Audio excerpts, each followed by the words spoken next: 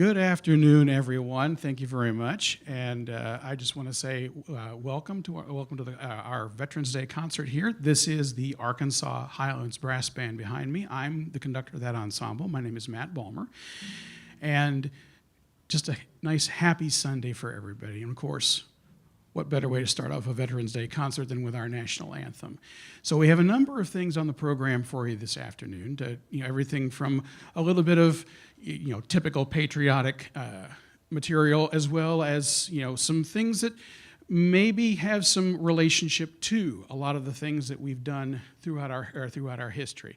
So we're going to move on ahead to, well, this is something that hopefully you all should recognize pretty much right away as soon as we start playing it, both in terms of the material that you hear, as well as if you happen to play or happen to have at some point played the band arrangement of the exact same thing, because the band arrangement of this is pretty much a mainstay for this particular piece. So we're going to go ahead and perform our next selection for you.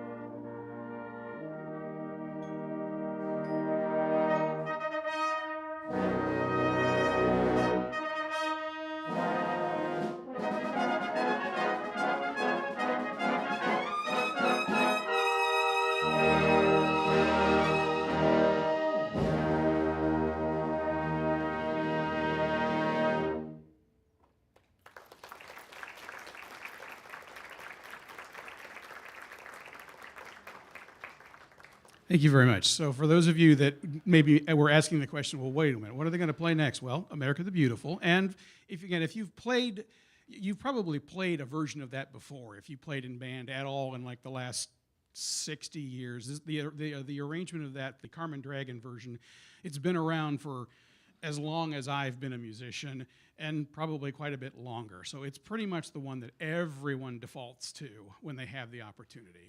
It is a fabulous arrangement of America the Beautiful. And I'm glad that it exists in a form that we can play it for you because it works just about as well for a brass ensemble as it does for a full wind ensemble.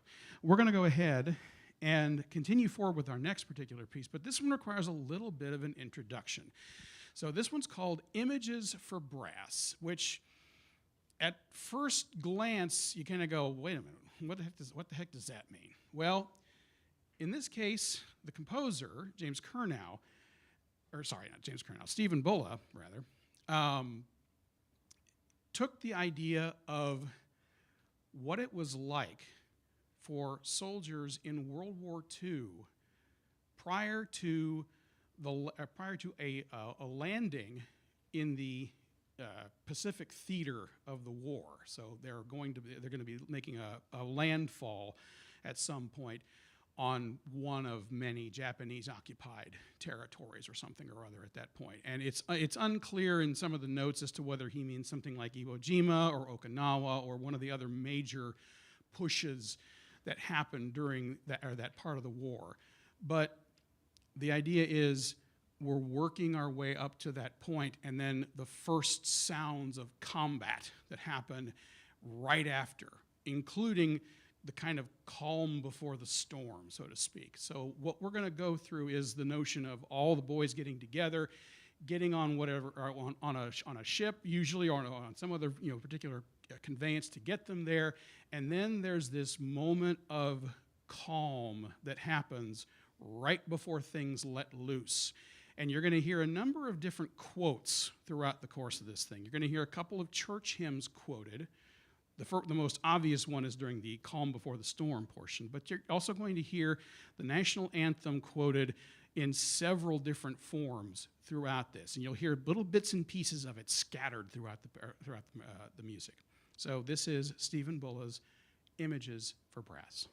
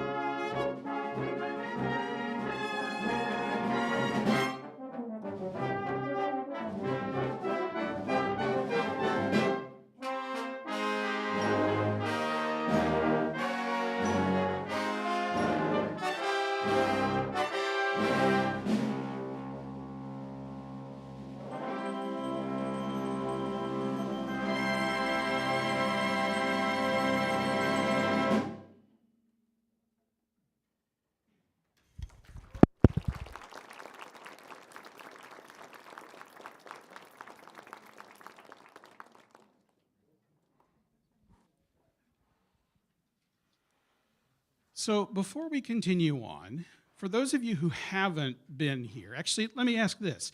How many of you guys have ever been to a brass band concert before?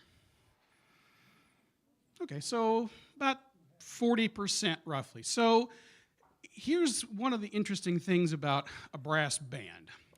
So a brass band has its origins in England, in Britain, because, well, oftentimes you'd have companies that would set up shop. Usually it was things like mining operations or manufacturing operations. And what they would usually do is oftentimes to kind of keep the guys out of the bars at night, the company would sponsor activities for the guys to go do after they got off of work. And one of the common things to do was perform music. And it's not like this as much today, but back then, brass instruments could be had for relatively inexpensive amounts of money. So a company could go out and buy a whole slate of instruments for a relatively small cash outlay, and then just say, hey, instead of going down to Jerry's pub at the end of the night, how about you come over here, we're gonna make some music. And, well, they got enough takers that eventually it started to kind of become a thing. But there is something that's different. If you were a band kid at all, most of us understand what a trumpet looks like. Most of us understand what a trombone looks like. Most of us understand what most of these instruments that we're used to seeing look like. But there's some differences between what they would use and what we would use in a wind ensemble here in America. One of those things is the difference between a cornet versus a trumpet. And cornets are what we use in this ensemble. So this entire side of the ensemble consists of cornets. So if we could have a couple of you put those up so that we can see what those look like. They look vaguely trumpet-like, but they're not identical. They're not quite the same. They actually do have a slightly different sound compared to a trumpet. The difference is subtle, but when you hear enough of it, you can kind of pick out the difference between the two. But that was the upper end of the ensemble. Well, okay, so that's all the upper voices. Well, now you got to handle, say, the middle as well. And so that's where we move into this row of folks here along the front, in this front row up here. So that goes into our tenor horns, which look like this. Now, you might be going, I've never seen one of those things in my life. Where the heck do you get one of those? Well, What this is the equivalent of, this is the brass band equivalent of a French horn, at least in terms of where it sits pitch-wise within the ensemble. These guys handle all of the inner lines. These guys handle all of the really major stuff that happens in the middle of the music, but there's also an awful lot of solo material that gets written for them as well, because sometimes you need that really strong tenor voice, which is why they're also called tenor horns. We also have one instrument that likes to sit kind of in between the two. It sits in between the periphery. And that's this right here, this lovely looking satin finish horn. This is what's called a flugelhorn. And you go, wait a minute, who came up with that name? I don't have any idea who came up with that name, but it's a wonderful instrument. It has an incredibly sweet sound, but we're also mostly used to hearing it in jazz, because over here, well, that's what we're used to hearing for that kind of thing. We're used to hearing trumpet players instead pick up a flugelhorn and play this wonderful ballad on it, as an example. But that's kind of the upper third or upper half of the ensemble, to kind of give you a little bit of an introduction into what we're doing here. We're going to go ahead and go on in our program, and we're actually going to feature a little bit of this with our next piece. So this is based on a wonderful poem, and also it eventually became its own choral work called In Flanders Fields.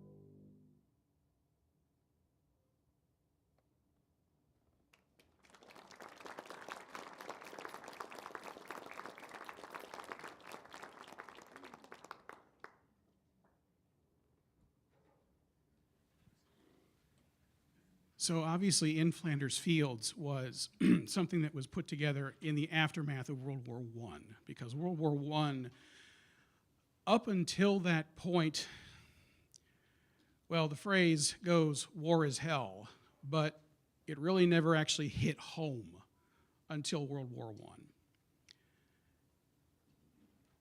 We often talk here in the United States about how we lost, as a percentage, comparatively few compared to pretty much every other war, percentage-wise. In World War I, World War II, we didn't lose all that many folks percentage-wise, and we all talk about how the Civil War was the bloodiest war for us. But globally, at least at first, World War I took the cake by a country mile. It was the first time that mechanized war had really become a thing, and it left vast and deep scars across the world, some of which still haven't healed.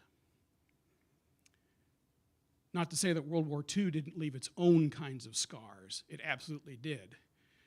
If anybody's familiar, and I'm trying to remember the name of the village, it's the name of the village in France that has been left as it was since World War II ended as a memorial to show that this is exactly what happens. The village is still there, or rather, what's left of it. But it was deliberately left untouched after the war ended, so that we would remember exactly what kind of damage that does. And that's what all of our veterans fought to stop from happening. And in Flanders Fields is, in my mind, it's a wonderful way to memorialize the kinds of things that those folks fought for, the values that they stood for, the things that they tried to make the world understand. And sometimes we have to remind ourselves that the folks that we send throughout the world, wherever it may be, sometimes, yeah, it's just a posting.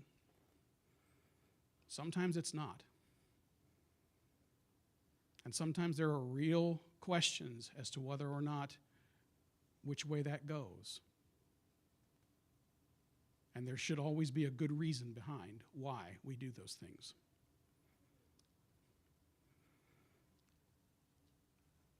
But to bring things back to a little bit more grounded notion, another thing that would commonly be found throughout service ensembles would, well, a march, always. Now, we certainly have no lack of wonderful material in terms of marches here in the United States. We have, well, I mean, we have John Philip Sousa, the March King, as far as most people are concerned.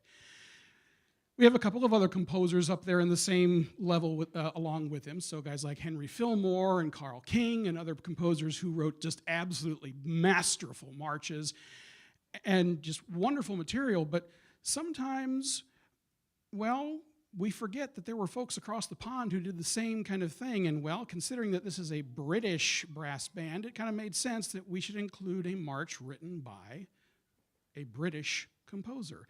And the only name that we have for this is T.J. Powell.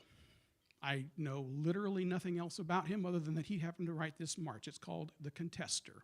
And when we're done, I'll walk you through the other side of our ensemble. So here is The Contester.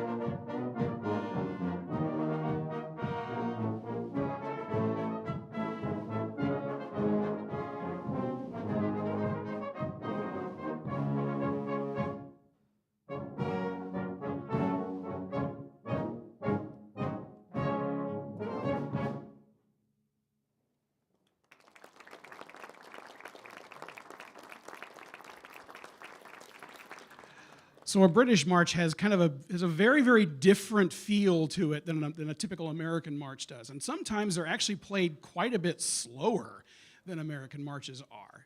So there's what's called, they're what are called coronation marches that are typically played at a pace that we would find objectionably slow because, well, there's a whole lot more pomp and circumstance, to coin a phrase, behind a coronation than there is a typical military march. So the speed is much, much different. But we'll bring ourselves back home with that in just a minute. But before we do, I want us to walk through the other end of the ensemble because, well, we've got more stuff here to talk about than just cornets and tenor horns. So over here in the front side on this end of the ensemble, you'll probably see some instruments that you probably recognize. Some of them will look familiar to you. We have, up here at the front, we have the euphonium. If you've played in any wind ensemble, you probably have seen this or something very, very similar because they usually wind up in a wind ensemble. And they're often sometimes called the cello of the band because they frequently have that role.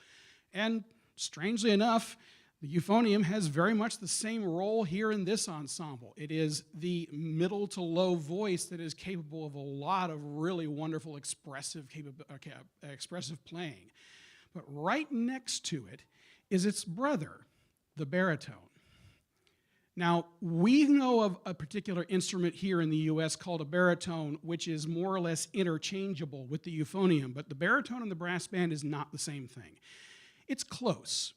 It occupies the same spot pitch-wise that the euphonium does, but it has a little bit of a different role here. The baritone can serve as a backup to the euphonium and can carry its own lines just as well, but often carries a lot of the other inner framework of things as well. It's more of like I guess the best way you might describe it is more of a structural instrument in some respects, although it isn't necessarily limited to just that.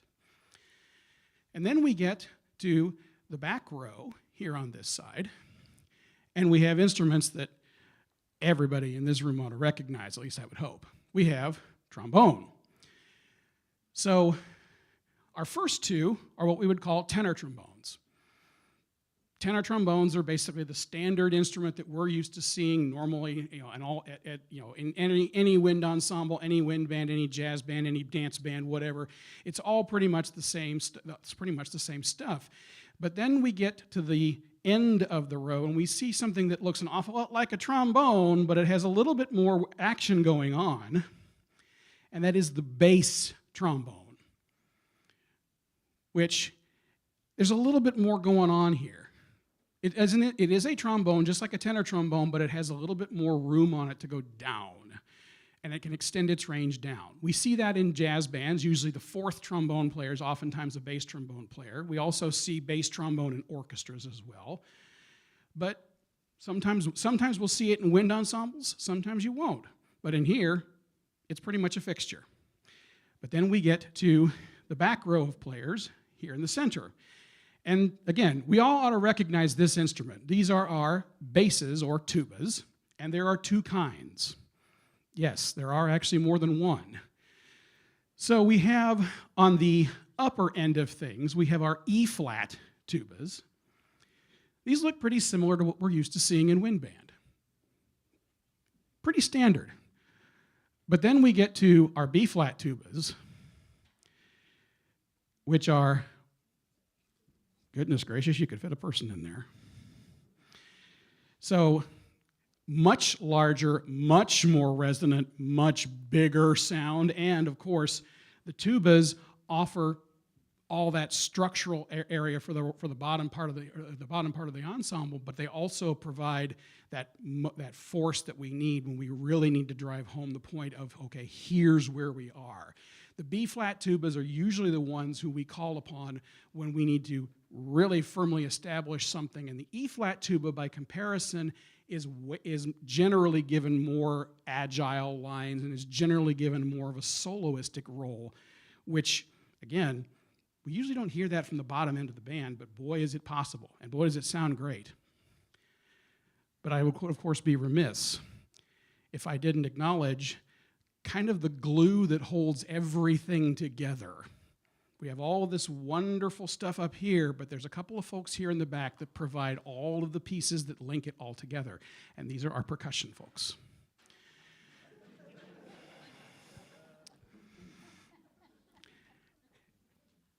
And we would not be anywhere nearly as effective if we didn't have that. There's a reason why percussion is present. Percussion is the icing on the cake, is the way I sometimes say it, but how many of y'all have had cake without icing? It's pretty awful, isn't it? It ain't cake unless it has icing. So even though we sometimes think of the icing as an extra on top, it ain't. So that said, we're going to go on to our next piece, and this one, take a listen to things, and if you, we are going to play an arrangement of a medley of service songs. So if you're one of those folks who happen to serve in a particular branch of the military, when you hear your service song, please stand so we can recognize you.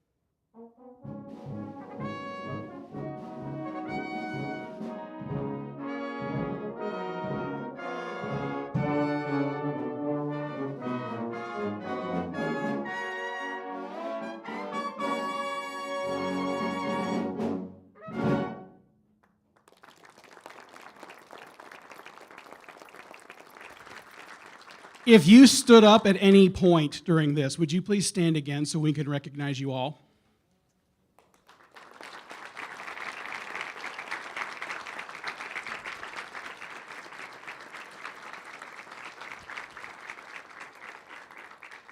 The service that you folks put in for us and what we live for and stand for is something that is not lost on me every day. I would not be able to do what I do for a living if it wasn't for the efforts of you and those like you. Thank you.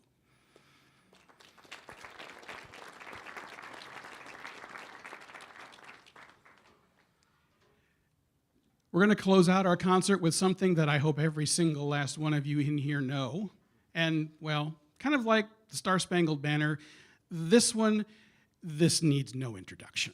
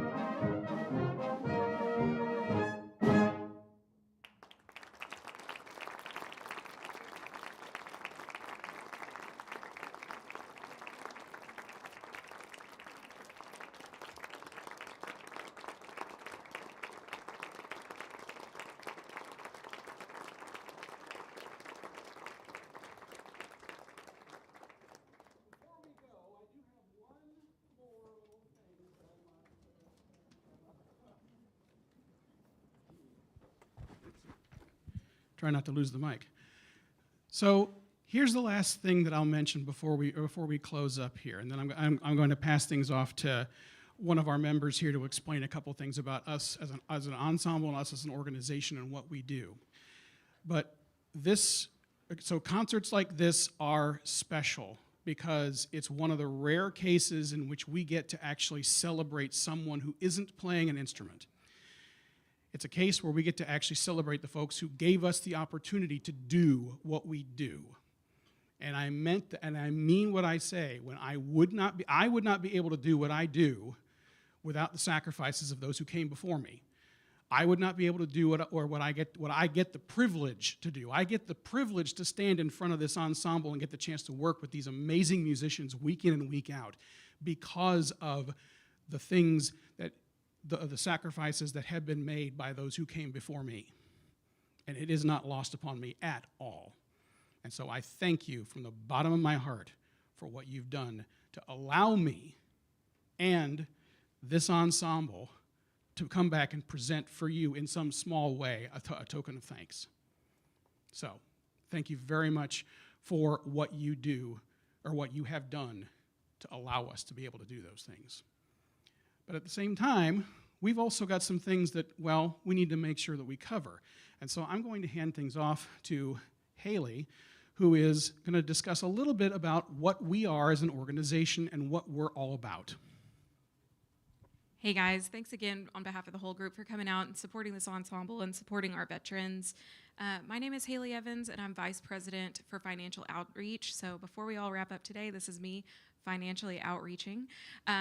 So part of what this group does, in addition to going out in the community and trying to provide opportunities for community members to hear top-level performances here in Northwest Arkansas, Missouri, and Oklahoma, is in the springtime, we all get together and we go represent the state of Arkansas at the North American Brass Band Association Championships. And so this is a competitive ensemble, and that in most cases differentiates us from other groups in the region.